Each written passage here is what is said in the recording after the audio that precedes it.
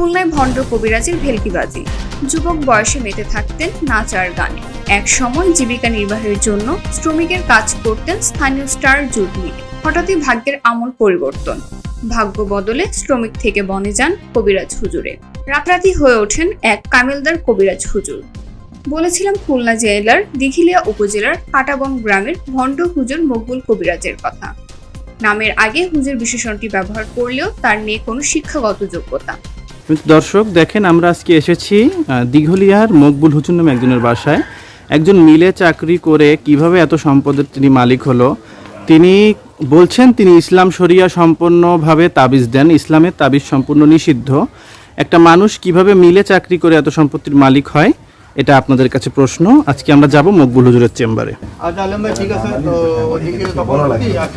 যে আমরা এখন মকবুল হুজুরের চেম্বারে ঢুকছি। দেখেন এখানে একটি গাছে তাবিজ বান্ধা আছে। ছেলেমেয়েরা পরীক্ষায় পাশ ফেল করার জন্য তার কাছ থেকে তদবির নেয়। এই গাছে যদি আপনি ছেলের রেজাল্ট বেঁধে রাখেন তাহলে আপনার ছেলে পাস, নয়তো আপনি ফেল।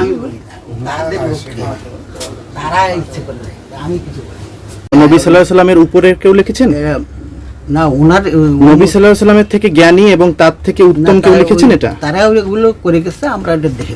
না, তাহলে আপনি কি এনাদের অনুসারী? আপনি হযরত মুহাম্মদ সাল্লাল্লাহু আলাইহি সাল্লামের অনুসারী নাই? ওই আর কি ওনারা লিখে দেন। না, আমার কথাটা আপনি উত্তর দিবেন। যারা লিখেছে এরা কি হযরত মুহাম্মদ সাল্লাল্লাহু আলাইহি ওয়াসাল্লামের ঊর্ধ্বে? এই যে কেম ফজলুল, আমার কথাটা উত্তর দিবেন। যারা লিখেছে তারা কি হযরত মুহাম্মদ সাল্লাল্লাহু আলাইহি ওয়াসাল্লামের ঊর্ধ্বে? তারা উম্মত, আমিও উম্মত। আর এগুলো তারা কি তার নবী সাল্লাল্লাহু আলাইহি ওয়াসাল্লামের ঊর্ধ্বে? তারা না না, আপনি যাদের বই আমাকে দেখাচ্ছেন তারা কি নবী সাল্লাল্লাহু আলাইহি ওয়াসাল্লামের ঊর্ধ্বে? না না, তারা তাইলে আপনি নবী সাল্লাল্লাহু আলাইহি ওয়াসাল্লামের উম্মত নাকি এনাদের উম্মত?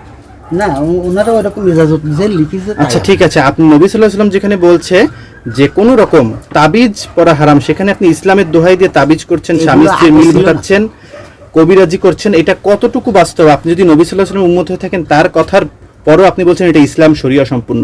ইসলাম তো তাবিজে বিশ্বাস যে তাবিজে বিশ্বাস করবে সে হবে কাফির। যাও, আমরা যা শুনি যে আমরা বড় বড় যারা করে তাদের থেকে নিছি, লিখি, ওনারা দেখে। শুধু ধর্মের প্রতি মানুষের দুর্বলতাকে কাজে লাগিয়ে বিভিন্ন কারণে হতাশাগ্রস্ত মানুষদের নানা ভেলকিবাজি দেখিয়ে হাতিয়ে নিচ্ছেন লাখ লাখ টাকা। সরজমিনে ভণ্ড কবিরাজ হুজুর মকবুলের আস্তানায় গেলে দেখা মেলে তার ভেলকিবাজির নানা উপকরণ। আস্তানায় একটি গাছে বিভিন্ন চাকুরি ও পরীক্ষার অ্যাডমিট কার্ড ঝুলিয়ে রাখেন শিক্ষার্থী ও চাকুরি প্রার্থীদের উত্তীর্ণ হওয়ার জন্য। এমনকি স্ত্রীকে বশ করতে বা স্ত্রীকে ফিরিয়ে আনতে মৃত মানুষের কাফনের কাপড় কেটে এনে সে কাপড়ের ওপর রক্ত ও সিঁদুর দিয়ে আরবি হরফ লিখে তাবিজ করে বা পুড়িয়ে দেন ভণ্ড এই কবিরাজ। এছাড়া নারীদের সন্তান লাভের জন্য রয়েছে তদবিরের ব্যবস্থা। এমন সব ভুয়া আর ভেলকিবাজিতে মানুষকে বোকা বানিয়ে হাতিয়ে লাখ লাখ টাকা নেওয়া ও ভণ্ড কবিরাজ মকবুল বলেন তার এমন কাজে সফলতাও নাকি পান অনেকে।